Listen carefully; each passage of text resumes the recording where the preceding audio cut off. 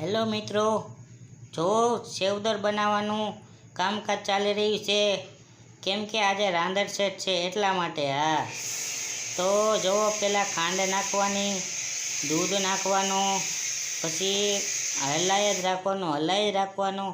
ચાસણી લેવા માટે જ્યાં લગન ઉભરું આવે નહીં ત્યાં સુધી હલાઈ જ રાખવાનું.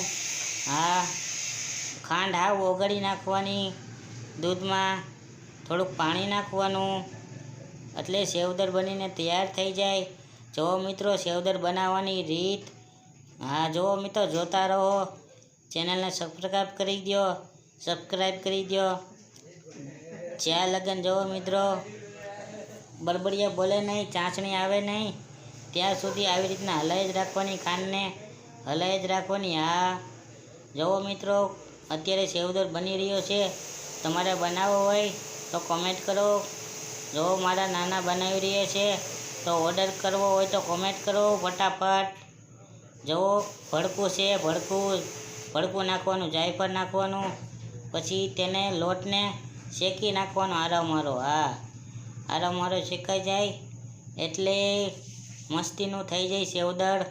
મિત્રો જુઓ સેવદર બનાવવાની રીત.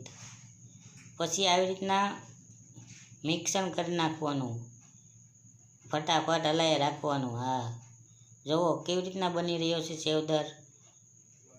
ફટાફટ હલાવી જ રાખવાનું. રગદડિયું કરવાનું, ફટાફટ